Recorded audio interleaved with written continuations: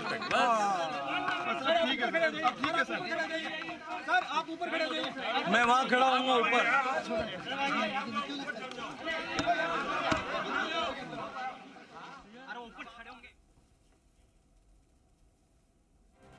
तो चलिए, मरुधरा का महासमर ये है और ऐसे में लोकतंत्र के इस महापर्व में हर कोई अपनी भागीदारी निभाना चाहता है, कोई भी पीछे नहीं रहना चाहता। और हार्दिक देखिए, उत्साह है लोगों में, इतनी लंबी कतारों में खड़े रहकर लोग मतदान करने पहुंचे हैं। और कहीं ना कहीं आज लगता है कि पहले चरण में जो मत प्रतिशत कम हुआ था आज उसकी भरपाई हो जाएगी, क्योंकि दूसरे चरण के मतदान का करीब 1.5 घंटा पूरा हो चुका है हिमाद्री। और ग्रामीण इलाके, सबसे महत्वपूर्ण बात है कि ग्रामीण इलाकों का उत्साह जबरदस्त है।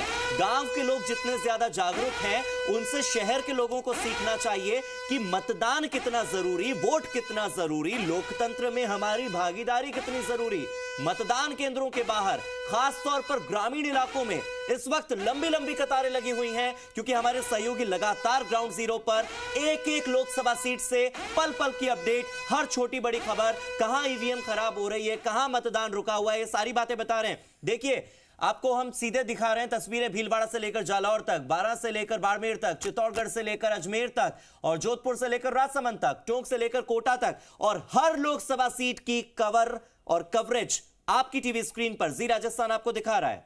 बिल्कुल। और देखिए, पाली का रुख कर लेते हैं, जबरदस्त मुकाबला है पाली में।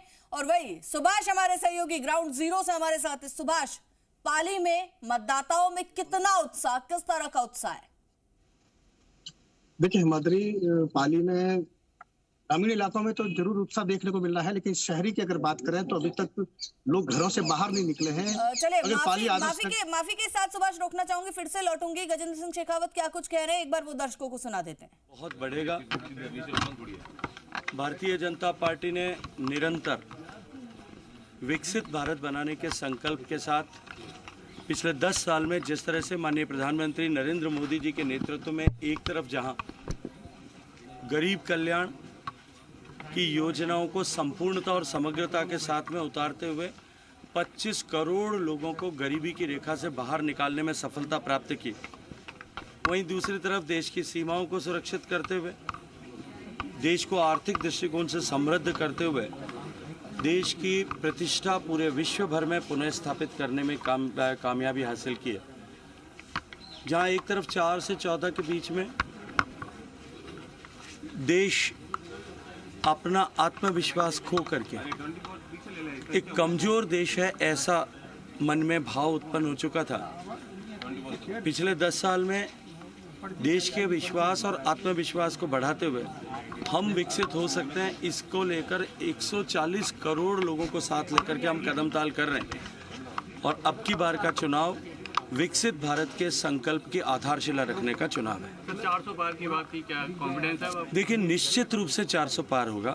मैंने पहले भी कहा है, जब हमने 272 की बात की थी और उस दिन मैं मतदान करने आया था, तब भी आप लोगों के प्रश्न थे और मैंने कहा था निश्चित 272 होगा। 2019 में जब हम मतदान करने आए थे, तब भी आपका प्रश्न था कि क्या 25 सीटें जीत पाएंगे और क्या जोधपुर की सीट आप जीत पाएंगे और क्या 300 के पार होगा। आपके सामने परिणाम तीनों जगह हुआ। इस बार भी ये निश्चित मान करके चलिए, जोधपुर हम प्रचंड बहुमत से जीतेंगे, राजस्थान की 25 सीटें जीतेंगे और देश में अब की बार 400 के पार होगा।